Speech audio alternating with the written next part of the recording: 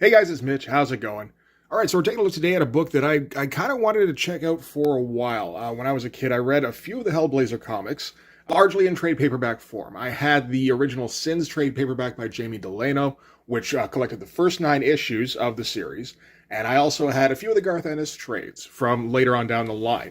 So stuff like Dangerous Habits, Damnation's Flame, Fear and Loathing. I might have had one more. I can't quite remember. And I always liked the character. He's a bit more complex than the average comics character at the time, the average mainstream comics character anyway. One thing that always bugged me was a lot of those comics referred back to the Newcastle incident. And I didn't know exactly what that was. You got a fairly good idea, I think, through the description. But without reading it, all you really knew was, okay, something bad happened in Newcastle to John Constantine when he was younger. The first 9 issues referenced it leading up to this issue, and yeah, a lot of the Garth Ennis stuff did kind of call back to it. So yeah, no, finally picked it up recently and checked it out, and yeah, that's an unpleasant comic. So let's get into it. We're looking at Hellblazer number 11 today. So yeah, I've always kind of liked the character of John Constantine. Originally come up with at Alan Moore was writing Swamp Thing, and he was working with Rick Veitch and Steve Bissette. They were big fans of the Police, and they really wanted to draw Sting. And that got Alan Moore's brain working. It doesn't usually take much by the sound of it, where he came up with an idea for, because he wanted to get some kind of knowledgeable warlock character in there, but he was sick of the usual warlock tropes with some older dude tucked away, in a castle or a mountain or, just even a Victorian house. Who knows? Some kind of cliche anyway. And he's all austere and, foreboding and all that shit. And he's like, well, let's just, subvert some expectations a little bit. What if we came up with a working class warlock? Like somebody who knows everybody, like he's a player in the underworld. But make him more like a seedy character who's not above pulling dirty tricks to get what he wants done. And so in Swamp Thing number 37, no, that's not the original. This is a facsimile, but it's one of those DC facsimiles, so it's not on that shitty shiny paper. We got our first appearance of John Constantine, all psychedelic up. And he basically just showed up at a time when Swamp Thing was having kind of a personal crisis where he was still working on figuring out who exactly he was. And Constantine basically showed up and told him who he was because John Constantine was a knowledgeable fellow. We didn't know anything about him except that he showed up in a trench coat and, he's obviously British. And he was a bit of a prick. But he could do that because, he was in a position of power over Swamp Thing at the time. And that didn't happen too long before this issue. The character basically just did guest appearances for a couple of years, and feedback was good enough that they're like, okay, why don't we try doing, a mature comic, much in the vein of Swamp Thing. This is still in the days before Vertigo, and see how that goes. And Hellblazer ended up being the longest running Vertigo title, I believe. And the first few issues before this, we learn a few things about John. Jamie Delano's writing him, and we find out that he's haunted by ghosts, that he does, have a whole lot of knowledge and, move in a whole lot of places that you wouldn't think he would be able to.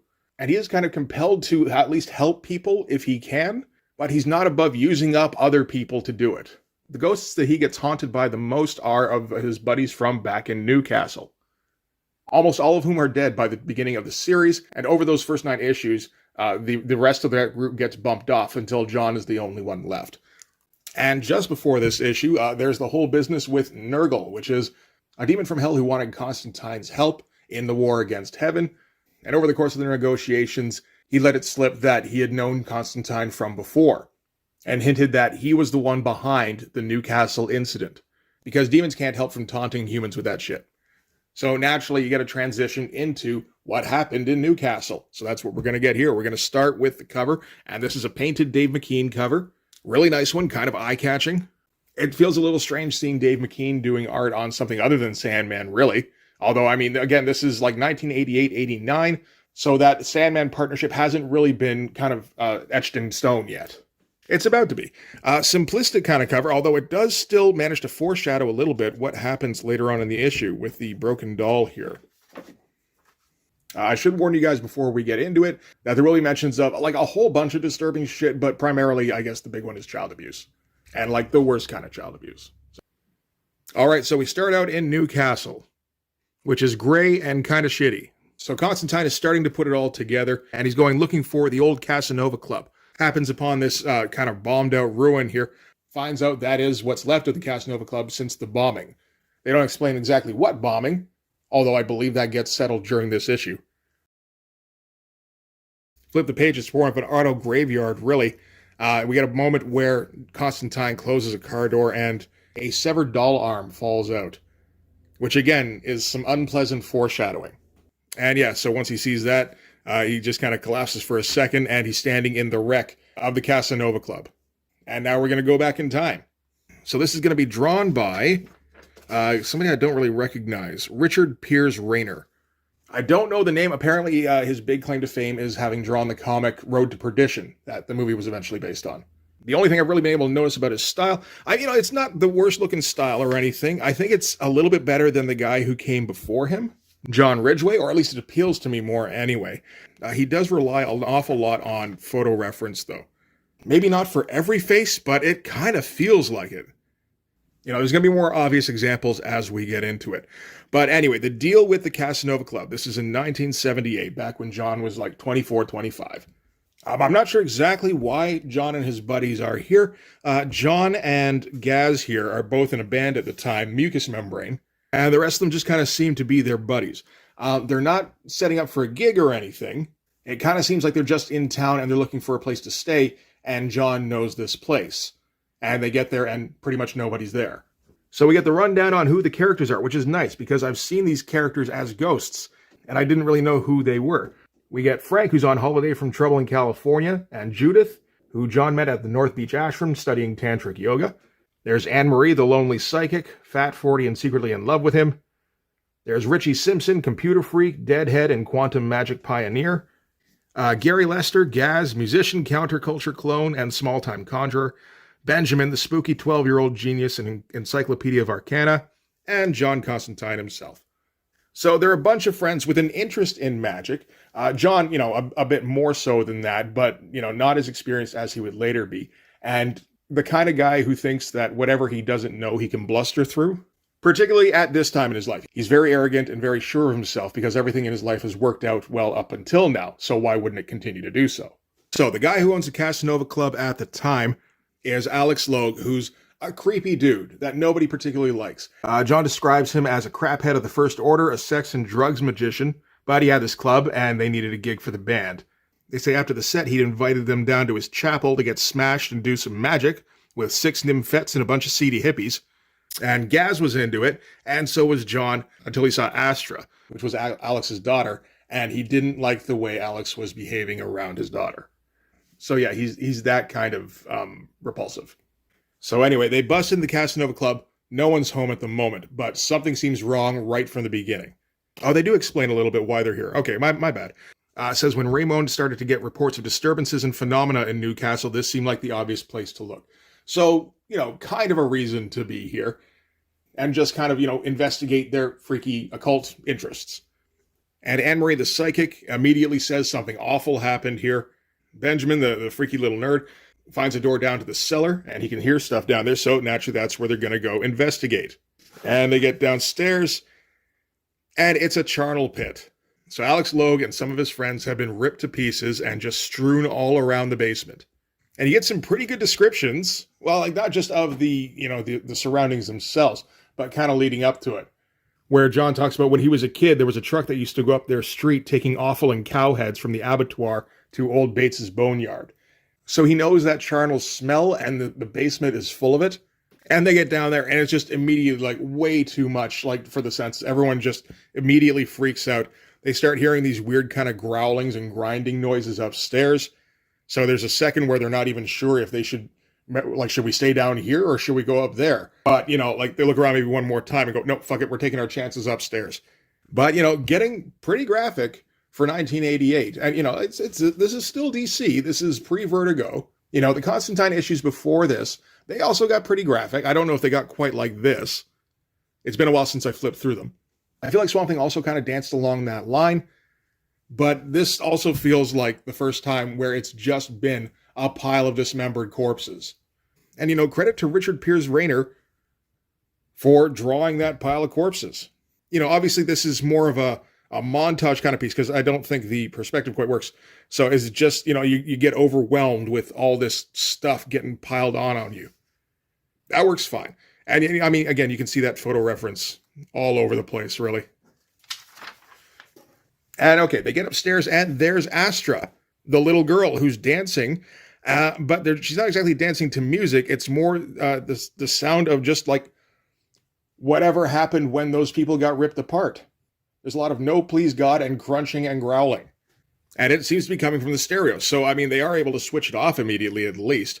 And then they go and approach Astra to try and be like comforting or something. But, Anne-Marie here puts her hand on her shoulder and she immediately flips out. Will not stand being touched because, her dad was touching her. So, And she kind of loses her mind and John has to hypnotize her to get her calmed down. Like, we're getting very unpleasant very quickly in this. So anyway, moving past that as quickly as we can, John is able to get her to calm down and he gets her to kind of recount what's been going on here. And it's pretty much what you think, where her dad would have these parties over at their place. First it was just the adults and then he would bring her into it. And she didn't want to, but she's like 10 and she's, there's nothing she can do about it. And it doesn't help with the photorealistic drawings, I gotta say, because this is all already extremely unpleasant. And then, making this photorealistic just kind of adds to it. So she got upset enough, traumatized enough, scarred, whichever, that she basically reached out in her mind for the worst thing that she could imagine and essentially managed to manifest a demon of some kind, which she calls a Norful thing, which I assume is just a Britishized version of an awful thing. And he does the same thing to them that they were doing to each other, only he does it a lot harder and until they're in pieces. And, this is already horrifying, but, we're still only in the beginning of the story. So that's great, right? The art here, it's pretty goddamn good. Again, for relying on photo reference. I do kind of wish it didn't do that quite so much, but it isn't at that Tim Bradstreet level where that's all there is just translating photos to pen and ink. This is a pretty creative splash here. It's pretty god-awful in terms of the content, but it's a pretty good mosaic anyway. She does describe the Norful thing as a giant dog, and partly it's a monkey with a purple bum like at the zoo, but worse than that, it's all inside-y out, it's sticky, and it's got hearts and bits all dangling off it. So yeah, that's some horrifying shit. Anyway, bad form, not putting that on a page turn. Oh well. So anyway, not to put too fine a point on it, that's the Norful thing there. But before we get there, we got to read all this stuff and pretend that we're not looking this thing right in the eye. So the first thing the biker guy wants to do is to try and blow it away with a shotgun and then torch the house down. John immediately says that's stupid. This is a terror elemental. It's not a rival biker gang. You got to fight fire with fire. So his idea is to try and raise a demon to fight it off for him. Which, again, doesn't sound particularly bright. But John has had some experience with the magical world. He's done a lot of studying. He thinks he knows all this stuff. And everything, like I said, has worked before. So he doesn't see any reason why this shouldn't work too. Demons have been bound in people's service before, so it should just be a matter of following the directions. And while they're all discussing this, Benjamin has slipped away from the group, and they suddenly hear him screaming downstairs. They get down there, and it seems like the Norful thing is there, and he's doing the same thing to Benjamin he was doing to Astra's dad and his friends. So yeah, not to put too fine a point on him, he's going to fuck him to death. Or he would have anyway if John and his buddies hadn't gotten down there real quick.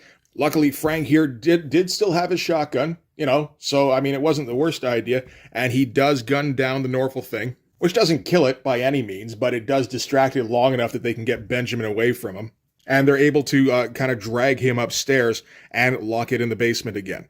The Norful thing here, that does look pretty awesome, I will say. There is a bit of just like throwing on detail to obscure things, I feel like. I don't even know what exactly I'm looking at down here.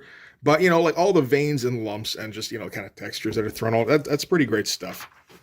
So, anyway, Benjamin was down there because he wanted to see if he could get a photo of the thing. Like, they said at the beginning, he knows everything about Arcana. So this would have been like actual verification. He couldn't resist. Of course, he eventually says that he's developed a pretty horrible stutter, which will stay with him for the rest of his life. So they're going to have to get ready for the ritual. So Anne-Marie is going to look after Astra, theoretically. Frank is going to take Benjamin and Richie outside. And what they're going to do is Frank is going to rig up the gas tank outside. And if John doesn't come out of there in, in whatever time frame John decides is probably good, then he's supposed to blow up the house. Meanwhile, Judith is going to help John set up the ritual itself. Meanwhile, Gaz is sent off to find John a black cat, preferably alive. So, yeah, anyway, John's setting the thing up. While he's doing it, Judith asks him, this shit gets you off, doesn't it? And he's like, of course it does. I wouldn't do it if it doesn't. So that's another thing. I mean, like, you can see it. That's another thing about the photo reference. He managed to kind of capture that at least a bit. So in addition to being extremely arrogant and extremely self-confident, he's also just into this for the wrong reasons. And they get into the ritual itself. Gaz does come in with a cat, scratch the hell out of him. By the time he gets there, John changes his mind, says, nah, maybe we don't need that sacrifice after all. But, he gets his incense out. He dons his robes, because you need robes if you're going to be a magus. Slits his palm to use the blood for the ritual, and scribes a piece of parchment with his blood and says all the Latin correctly. So does all the IKEA steps that he's supposed to put together, how to enslave a demon to your will. And then at the end of it, nothing happens. And John's a little bit flummoxed. So he's going to try again. And he's just going to try and, be more ballsy about it. So he uses the name of the demon that he's looking for, which he thinks is Sagatana. Says, once again, by the power of the art here wrought around you, by the names of your lords, Lucifer, Beelzebub, Belial, attend me now or burn forever in the fire of suns. And again, nothing happens. And John's a little nonplussed. He's like, I don't get it. I did everything right. What the fuck happened? So they eventually decide that the book must be defective in some way. Like, they're used to buying drugs, and occasionally you get bad drugs. So they figure this is pretty much the same case. Except not so much, because up in a different part of the house where Anne-Marie is looking after Astra, she's fallen asleep next to her, and what appears to be John materializes in front of her. And so, they mentioned before a couple of times how Anne-Marie has a crush on John. So now all of a sudden he seems to have appeared in front of her, naked, calling to her, saying, come be with me. And so she does go to him, she holds him close. And I'm not sure exactly what happens here. This might be demon jizz. I'm not for sure. Anyway, this is the demon John summoned, and he's just having some fun. He's like, ha, woman, you are spoiled. Run now. Get thee to a nunnery. And she goes running with all sorts of caustic shit all over her face, goes running right out the window. Doesn't die. Not yet. Not for another few years anyway. All right, so from there we're going to cut back to John, still trying to work the ritual. He keeps calling out to Sagatana. He says, on the power of the blasting rod, for the final time of asking, attend upon me, your master. And that's when Astra walks down the stairs. And something I should have pointed out, but didn't, is that when John was doing the ritual, he specifies, by this talisman and this naming character inscribed in blood with the pen of the art, I wake you, Sagatana. I conjure thee, appear in human form, fair and agreeable, without noise or inconvenience, in order to obey my will. And yeah, so that's when Astra walks down the stairs. John's like, what are you doing down here? We're doing dangerous stuff. Get out of here. And Astra says, what? But you called me. I heard you. And he's like, no, I didn't. You're supposed to stay up with Anne-Marie. And she's just like, Anne-Marie jumped out the window.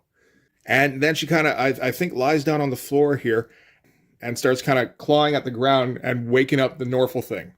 And they're all freaking out, what is even going on? And John yells at them all, just don't leave the circle, whatever you do. And that's when the Norful thing busts up through the floor of the house.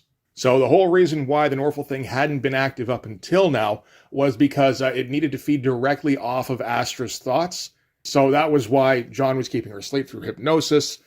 While he was doing that, the Norful thing, it wouldn't come upstairs to do anything to them. But now she seems to be calling to it willingly. And now John and his friends are terrified. Judith thinks the thing's going to fucking eat her.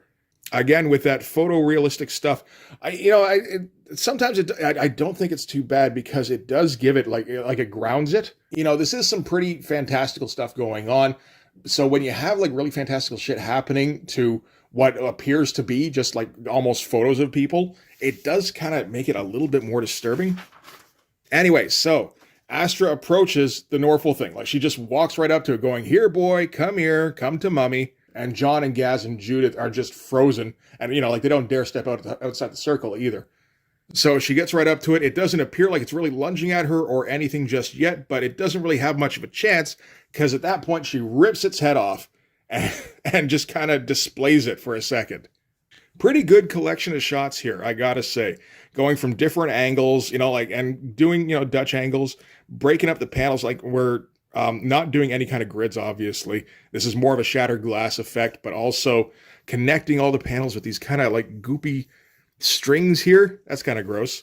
And then going with the big explosive no panel border panel here in the bottom. That's not bad stuff at all. And of course, that is when John realizes, oh fuck, I think I called that thing. So he tries to get control of it. He's like, Sagatana, Duke of Darkness and Despair, I command you, under heaven's fire, leave the girl unharmed and submit to my instruction.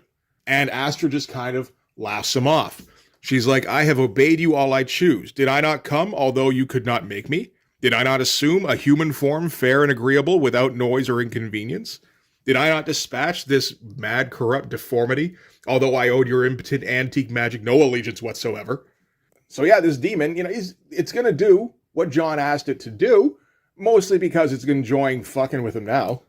So John yells at the demon to leave Astra, and he's like, oh, sure, why not? And Astra pukes up this mass of guts and viscera and just like heads and just like all sorts of fucking horror. This isn't quite to my liking for this kind of drawing, but I still respect the amount of work that went into the drawing anyway. I think as a black and white piece, this would have been pretty impressive. But the demon explains that the problem with what you did was that you didn't do the naming correctly.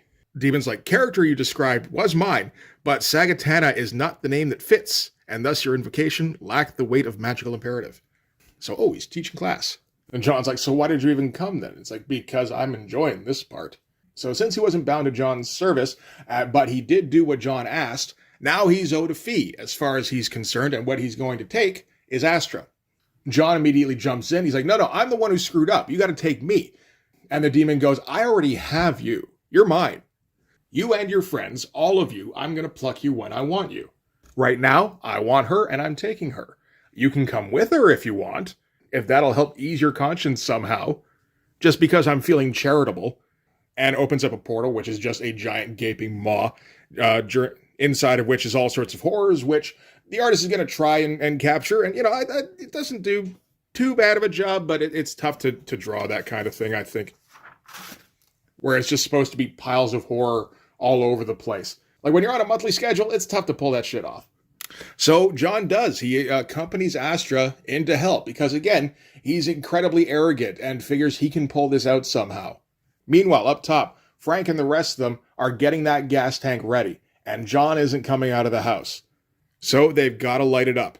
Inside, and, it's still in hell, John, he's done about as much as he can willingly do, and he's starting to crack, but he does still have the blasting wand he was talking about earlier, so he's going to see if he can try to use that to get them out of there. As soon as he pulls it out, though, it turns into a snake in his hand, and yeah, he just breaks at that point, grabs Astra, and just pulls her back up to the entrance. The gates of hell are closing, like the jaws are closing, and John is able to get out, and some of Astra is. He gets out through the portal, all he's got with him is her arm. And he gets up top, and the house is burning all around him. You get the impression he's barely able to make it out of there. And there's no way back. There's no portal anymore. The best he could do would be to dive back into the fire. That wouldn't help anything, really. And this is pretty much the most important moment in John Constantine's life. This is his ultimate failure, Discovered this little girl in need of help, tried to help her in a very outlandish and arrogant kind of way, fucked it up, and got her condemned to hell. She might have been going there anyway because she summoned the terror demon thing, but John getting the demon involved did kind of solidify it. So anyway, then we're going to cut back to present day, 1988. John's still in the lot here outside the burned out husk of the Casanova Club. Nobody ever tried to rebuild it. He's in among the auto graveyard here. And yeah, looking down at that severed doll's arm. Again, you don't know why that's disturbing at the beginning of the book. You sure do at the end of it. And thinks about how over the next few years, all of that crew except for John died off. John spent 2 years in an insane asylum. Anne-Marie took holy orders. Benjamin got his stutter. Lester got his junk habit. Richie went into computers. Judith went to work with abused children. And Frank went off biking around the world. And now they're all dead except for him. But the only thing John has to cling to now is that he knows who was behind it, and he knows what its actual name was, which is Nurgle. Or Nergal. Maybe it's Nergal. That sounds a little bit less like a Sesame Street character. So yeah, anyway, going forward, John Constantine is going to plan his revenge on Nurgle. And yeah, so that is it for Hellblazer number 11. Like, it doesn't disappoint in terms of being a horrifying sequence of events that would scar a guy so bad that it would, kind of inform most of the actions he takes for the rest of his life. I believe the character of Astra kind of comes back later on, I think particularly at the Rake of the Gates of Hell storyline. I don't know if they still reference the Newcastle incident in Hellblazer comics. I would hope they do occasionally, because it does need to be kind of reaffirmed every once in a while. And like, that's the point of having a long and rich history of a character, so that you can reference back to shit that happened before.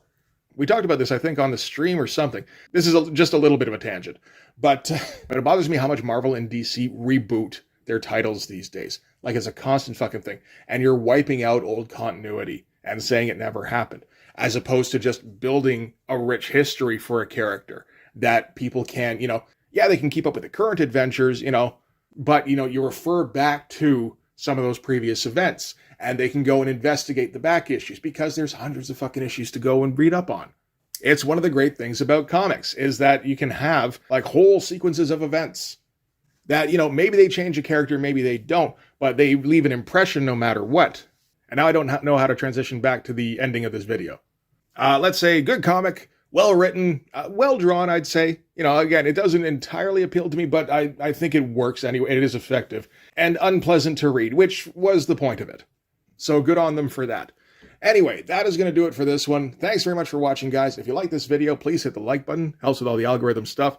If you want to see more, hit subscribe. And if you really want to help out, in the description, there's a link to my Patreon. And if you subscribe there, that'll give you access to everything I do. So all sorts of videos, everything to do with the Blood Force comic, including everything to do with the Blood Force Kickstarter. The link for that is also in the description. It's the first link in the description. I think I might have said that already. You can also follow me on Instagram and DM me there for commissions. So yeah, that's going to do it. Thanks again for watching, guys. I'll see you in the next one. Bye-bye.